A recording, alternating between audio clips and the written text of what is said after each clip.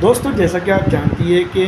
Bharatiya Janata party जो है तो पहले फ़ेज़ में और दूसरे फ़ेज़ में लड़खड़ाते हुए नज़र आ रही है लोकसभा चुनाव की। अगर हम बात करें तो ये बात मैं नहीं कह रहा हूँ, ये बात कई पॉलिटिकल थिंक टैंकर और विपक्षी पार्टी के नेता कह रहे हैं। क्योंकि सीधी तौर पर अगर देखा जाए तो जिस तरह से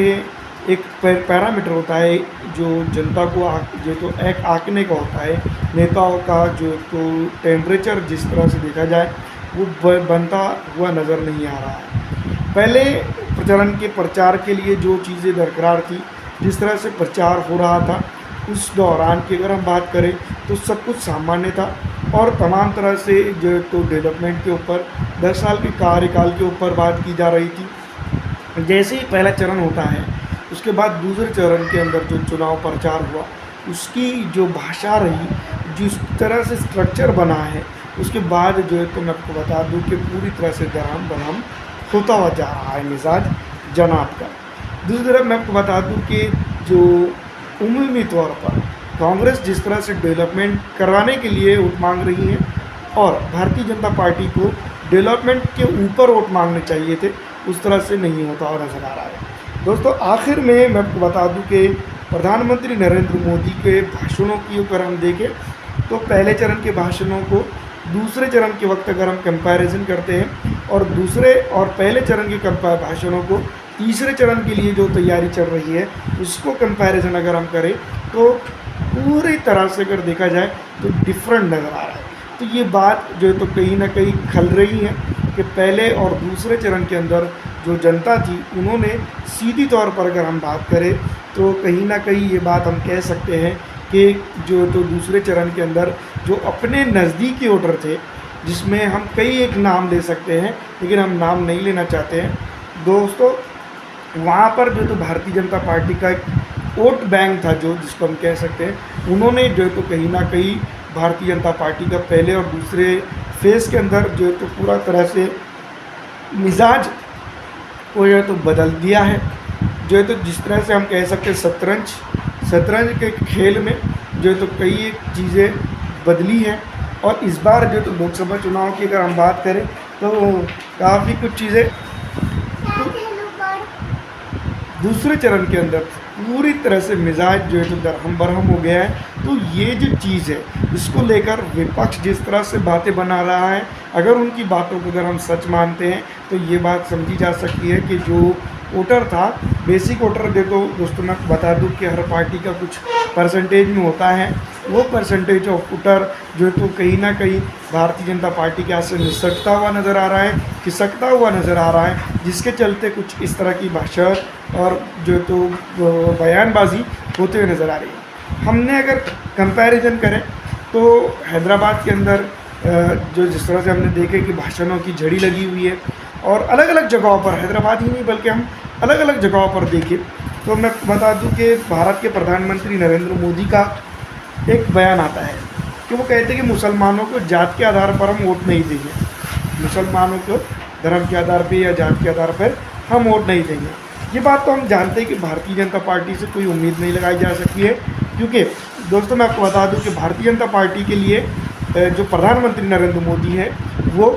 भारत के प्रधानमंत्री है। अब कोई विशेष पार्टी या वर्ग के वो प्रधानमंत्री नहीं है। तो यहाँ पर उनकी बात ये होनी चाहिए थी कि जिस तरह से हमने जो तो करतूत किए हैं संविधान के अंदर, जो है तो कुछ चीज़ें ऐसी बाकी ज़रूर है,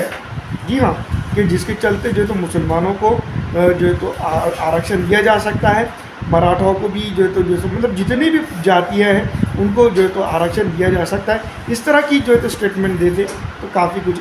सही होता है। दूसरी तरफ मैं आपको बता दूं कि जिस तरह से खुले तौर पर कुछ मंचों से कुछ ऐसे बयानबाजी आ जा रही है जिसका कंपैरिजन और एक्चुअल स्थिति पे अगर देखें तो काफ़ी कुछ चीज़ें बदलती हुई नज़र आ रही है। तो ये बात है। दूसरी तरफ से अगर देखा जाए तो सीधी तौर पर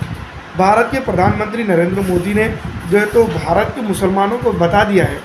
कि जिस तरह से हमने बयान दिया है कि जो है तो हम उनको आरक्षण नहीं देंगे, तो इस बात से ये बात साफ जाहिर हो चुकी है कि आपके वोट की भी हमको ज़रूरत नहीं है। फिर क्यों इतने प्रॉब्लम्स हो रही हैं, इतनी बौखलाहट दिखाई दे रही है? क्योंकि अब अपना वोट बैंक जो था खुद का जो वोट बैंक था वो भी कहीं ना कहीं अपनी थाली में से निकलता हुआ नज़र आ रहा है, जिसके चलते इस तरह की बयानबाजी अभी तो ये आखिर वक्त तक देखिएगा इस तरह की बयानबाजी होंगी, जिसके चलते दोस्तों मैं आपको बता दूँ NRC आएगा, CAA आएगा, UCG आएगा और बहुत सारी चीज़ें जो है तो आएंगी, जिसके बाद जो है तो मैं आपको बता दूं कि भारत का जो आखिरी चुनावी जो ये रहेगा वो पूरा माहौल बदल जाएगा। दूसरी तरफ पिछली दफ़ा जब जो है तो हमने लोकसभा चुनाव में देखा कि किस तरह के जो है तो प्रोपोगंडास करके वोट मांगे गए, जनता ने वोट दिया। आज की कंडीशन में अगर हम देखें तो महाराष्ट्र के अंदर जिस तरह से मैं आपको बता दूं कि जो गोदी मीडिया प्रचार कर रहा है, एक्चुअल उसके बरक्स जो तो कंडीशन देखने को मिल रही है। गोदी मीडिया यहाँ तक के प्रचार कर चुका है कि 45 सीट्स महाराष्ट्र में 48 में से 45 सीट भारतीय जनता पार्टी को जा रहे हैं।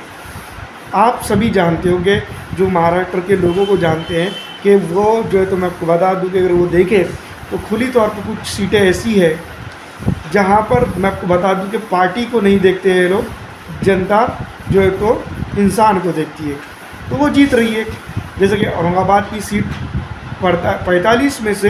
ये एक सीट, 48 में से ये एक सीट अगर कभी चले जाती है। दूसरी तरफ मैं आपको बता दूं कि कई एक साउथ के अंदर, साउथ महाराष्ट्र के अंदर हमारे सोलापुर, कोल्हापुर ये साइड में कई सीटें हैं, वहाँ पर भी जो है तो असर पड़ता हुआ नज़र आ रहा है। तो ये अगर कभी हम देखें तो कहीं ना कहीं ये बात सीधी तौर पर जो है तो साबित होती है कि ये जो बेतुका सर्वे है, जो कम से कम 10 सीटें ऐसी है महाराष्ट्र के अंदर, जब मैं आपको बता दूं कि ये नज़दीकी मार्जिन भी, और जो तो